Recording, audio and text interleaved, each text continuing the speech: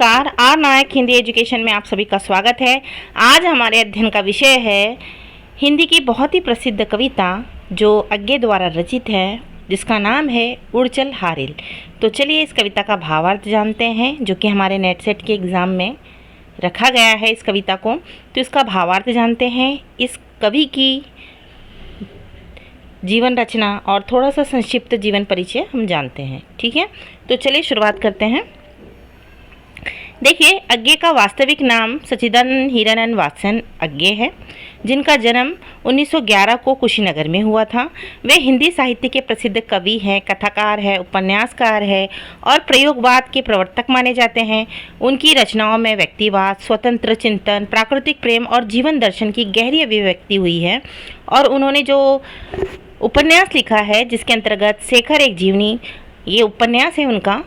और कविता जो थी हरी घास पर क्षणभर, आंगन के पार द्वार आदि इनकी प्रमुख कृतियां हैं। उनका निर्धन 4 अप्रैल 1900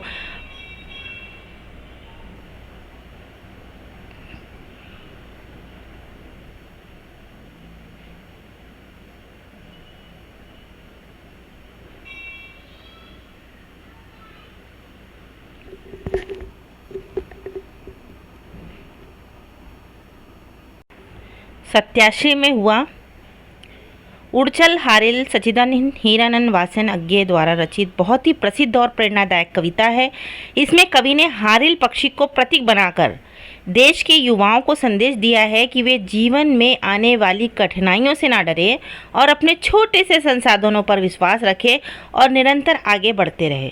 देखिए, इस कविता में जो उड़चल हारिल है ना, जो हारिल है, हारिल पक्षी का जो प्रतीक माना जाता है, वो हमारे जितने भी युवा है उनको प्रतीक बनाकर यहाँ पे प्रस्तुत किया गया है। और उन्हें एक संदेश दिया है कि जीवन में जितनी आने वाली कठिनाइयों से वे ना डरे और जो भी साधन उनके पास उपलब्ध है उसी को आधार बनाकर अपने लक्ष्य को प्राप्त करें और जो साधन उपलब्ध है उसी पे भरोसा रखकर आगे बढ़ते रहे, निरंतर बढ़ते रहे। ठीक है, तो चलिए इस कविता का पंक्ति दर पंक्ति हम भावार्थ जानने का प्रयत्न करते हैं, अर्थ जानने का प्रयत्न करते हैं।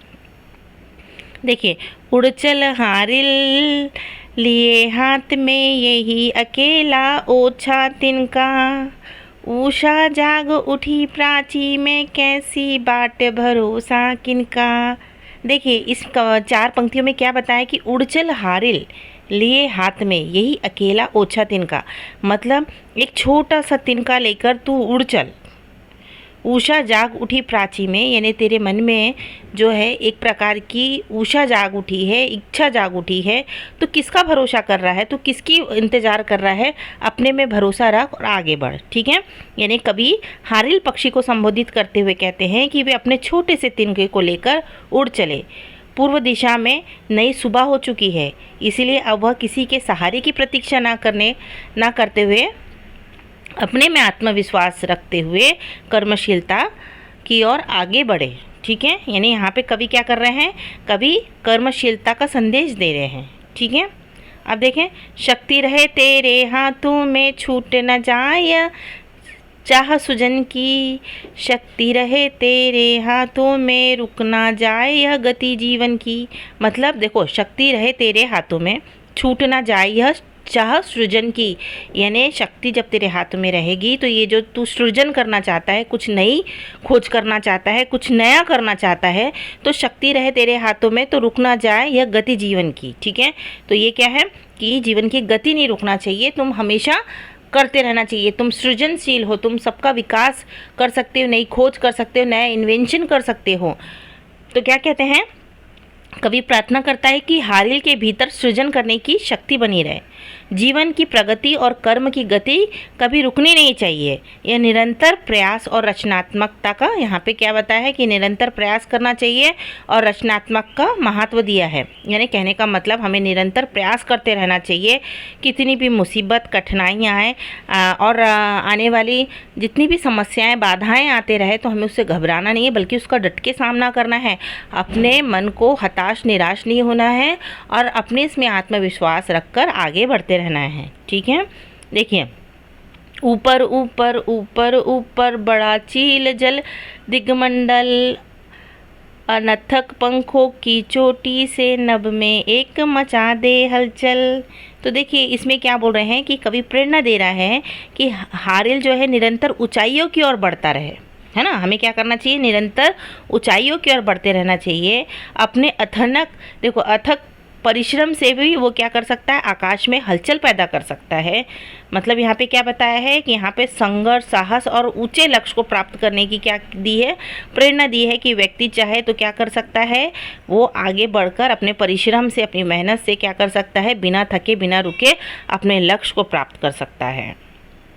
तिनका तेरे हाथों में है अमर एक रचना का साधन, जिनका तिनका तेरे पंजों में है विधना के प्राणों का स्पंदन। तो देखिए क्या बोल रहा है, कवि कहता है कि हारिल के हाथ का छोटा सा तिनका भी महान सृजन का साधन बन सकता है। कहने का मतलब जो एक हारिल पक्षी है, जो एक चिड़िया है, वो क्या करती है, एक एक तिनका लेकर आती है और अपना घोंसला बनाती है। एक एक तिनका वो कहाँ कहाँ से बटोर के लेकर आती है और एक एक तिनका जोड़कर वो अपना पूरी दुनिया यानी पूरा घर बनाती है। तो उसी तरह हम मेहनत करके और अथक परिश्रम करके एक एक तिनका लाके एक एक चीज़ों का संसाधन जुड़ाकर हम अपने लक्ष्य को प्राप्त कर सकते हैं। हम उस कार्य को कर सकते हैं जो असफल है। असफल मतलब जो कहने का मतलब जो असंभव है, उस असंभव कार्य को भी हम संभव कर सकते हैं।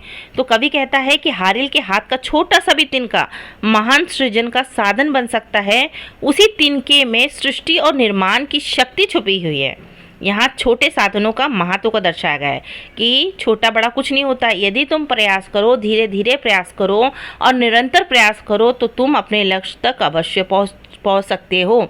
जैसे यहाँ पे बताया है कि जो हारिल पक्षी है वो एक एक तिनका छोटा छोटा ला ला के कितने दिनों से ला ला के वो क्या करता है, घोंसला तैयार करता है। उसकी मेहनत, उसकी कर्मशीलता, उसकी निरंतरता जो है हमें एक सीख देती है कि हमें अपने जीवन में भी उसके अनुभव को अपनाना चाहिए। हमें बीच में ही किसी भी कार्य को रोकना नहीं चाहिए। जो हमारा लक्ष्य है उस लक्ष्य को प्राप्त करने के लिए निरंतर प्रयास करना चाहिए। हाँ, बीच में रह रह के हताशा निराशा आते रहेगी, पर उसको हटाकर हम डट के सामना करेंगे तो ज़रूर हम अपने लक्ष्य को पहुंच पाएंगे। जैसे कि हमारा भी YouTube चैनल ग्रो ही नहीं कर रहा है क्योंकि लोग सब्सक्राइब भी नहीं कर रहे हैं और लाइक भी नहीं कर रहे हैं। यदि आपको हमारा चैनल पसंद आए तो लाइक करिए। अभी हमारी जो वीडियो है 230 से ऊपर हो चुकी है, परंतु अभी कुछ भी नहीं हुआ है। तो हार नहीं माना है हमने भी, हम भी निरंतर प्रयास कर रहे हैं और आशा है कि एक न एक दिन सफल ज़रूर होंगे। देखिए, तू मिट्टी था किंतु आज मिट्टी को तूने बांध लिया है। तू था सृष्टि किंतु सृष्टि का गुरु तूने पहचान लिया है। तो देखिए चार पंक्ति क्या कहती है। कवि कहता है कि हारिल साधारण मिट्टी के समान ही था, हाँ, लेकिन अब उसने अपनी शक्ति को पहचान ली है। उसने सृजनकर्ता के रहस्य को समझ लिया है। तो देखिए यहाँ पे क्या बताया है कि जो एक व्यक्ति रहता है जो अपने लक्ष्य को आगे लेके चलता है, जैसे सारे हम सब जैसे हैं कि हम कुछ पाना चाहते हैं। हम भी साधारण हैं, हम भी मिट्टी के समान ही हैं, लेकिन जब हम अपनी अंतरात्मा को पहचान लेते हैं, अपनी शक्ति को पहचान लेते हैं और उसको पाने के लिए हम निरंतर प्रयास करते हैं, अथक प्रयास करते हैं, तो फिर हम अपने लक्ष्य तक पहुंचते हैं। और हम क्या हैं, उसने फिर क्या है कि सृजन कैसे करते हैं, मतलब उस लक्ष्य को कैसे प्राप्त कर सकते हैं, उसका रहस्य हम अच्छे तरीके से जान सकते हैं। तो यहाँ पे आत्मबोध और आत्मविश्वास की भावना को यहाँ पे व्यक्त किया गया है। मिट्टी निश्चय है यथार्थ पर, क्या जीवन केवल मिट्टी है। तू मिट्टी पर मिट्टी से उठने की इच्छा किसने की है, किसने दी है। देखिए इसमें क्या बता रहा है, कभी प्रश्न करता है कि यदि मनुष्य केवल मिट्टी है तो उसके भीतर ऊंचा उठने और कुछ नया करने की शक्ति कहाँ से आई।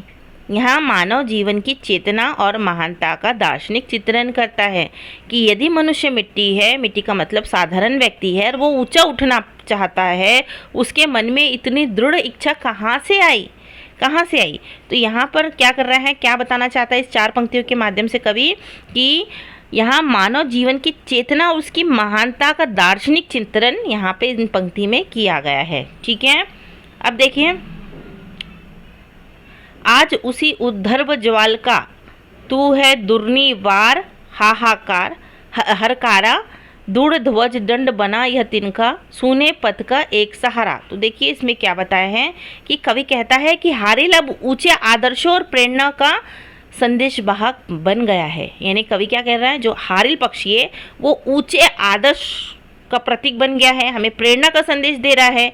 उसका छोटा सा तिनका भी ध्वज के समान है ना। वो छोटा सा जो तिनका है वो एक प्रकार का ध्वज है, एक प्रकार का हमारा प्रगति का प्रतीक है। ठीक है, तो उसका छोटा सा तिनका भी ध्वज की तरह साहस और आशा का प्रतीक बन गया है, जो दूसरों को क्या करता है, प्रेरणा दे रहा है, प्रेरणा का स्रोत है।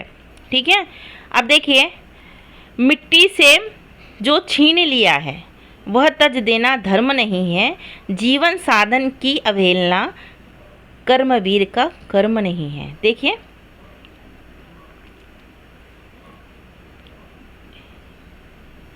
कवि कहता है कि जो साधन और उपलब्धियां परिश्रम से प्राप्त हुई है उसे छोड़ देना उचित नहीं है ना। जो हमें जो चीज़ परिश्रम से प्राप्त हुआ उसे छोड़ देना क्या है, उचित नहीं है। कर्मशील व्यक्ति अपने साधनों और कर्तव्यों का सम्मान करता है ना। यहाँ पे क्या बताया, जो चीज़ परिश्रम से प्राप्त हुई उसे कभी छोड़ना नहीं चाहिए, बीच में गिव अप नहीं करना चाहिए और आगे कर्म करके आगे बढ़ते रहना चाहिए। क्योंकि कर्मशील जो व्यक्ति होते हैं ना, अपने साधनों और कर्तव्यों का सम्मान करते हैं। और इस यहाँ पे मतलब इन पंक्तियों में क्या बताने का प्रयत्न किया है, कर्म और जिम्मेदारी का यहाँ पे महत्व बताया गया है। देखिए, तिनका पद की धूल स्वै तू है अनंत का पावन धूली, किंतु आज तूने नभ पद में क्षण में बद अमरता छूली। देखिए ये चार पंक्तियों का क्या अर्थ है। कवि कहते हैं कि हारिल भले ही साधारण सा और छोटा सा हो, पर वो अपने प्रयास और अपने कर्म से उसने अमरता प्राप्त कर ली है ना। हारिल पक्षी क्या है, छोटा सा है, पर जो उसका प्रयास है, जो उसकी मेहनत है, उसने क्या कर दिया है, अमरता प्राप्त कर ली है, क्योंकि वो लोगों को प्रेरणा दे रहा है। छोटे से प्रयास भी महान उपलब्धियों का कारण बन सकती है। ये मतलब यहाँ पे क्या बताया है कि हम छोटा बड़ा कुछ मायने नहीं रखता, पर छोटी सी चीज़ भी हमारे जीवन में एक प्रेरणा का स्रोत बन सकती है। वो हमें सिखा सकती है, वो हमें प्रेरणा दे सकती है कि हम निरंतर छोटे छोटे प्रयास से भी अपने लक्ष्य को प्राप्त कर सकते हैं। पर उसमें निरंतरता रहनी चाहिए, कर्मनिष्ठा रहनी चाहिए और अपने लक्ष्य को प्राप्त करने की एक आशा, आत्मविश्वास होना चाहिए। तो इसी को यहाँ पे बताने का प्रयत्न किया है। तो यहाँ पे कर्म, संघर्ष और सफलता का क्या दिया है, संदेश दिया है। अब देखिए लास्ट वाली पंक्ति, उषा जाग उठी प्राची में आह्वान का ये नूतन दिन का, उड़चल हारिल लिए हाथ में यह अकेला पावन तिनका। देखिए इसमें क्या बोल रहे हैं कि कवि कह रहे कि नई सुबह के साथ नए अवसरों और नई दिशाओं का संदेश देता है। वह हारिल को प्रेरित करता है कि वह अपने छोटे से साधन के साथ आगे बढ़े और जीवन में कर्म करता चले। यह कविता आत्मविश्वास, संघर्ष और सृजनशीलता की प्रेरणा देती है ना। कि यहाँ पे क्या बताया है कि अब छोटी सी नई सुबह हुई है, नए अवसर है, नई समानता है। तो जो वो हारिल पक्षी को प्रेरित करता है कि वो अपने छोटे से साधन को लेकर आगे बढ़े और अपने जीवन में निरंतर कर्म करे, और निरंतर कर्म करेगा तो वो अपने लक्ष्य को अवश्य प्राप्त करेगा। ठीक है, तो आशा करते हैं कि आपको ये कविता समझ में आई होगी। समझ में आई हो तो लाइक और सब्सक्राइब करें। धन्यवाद।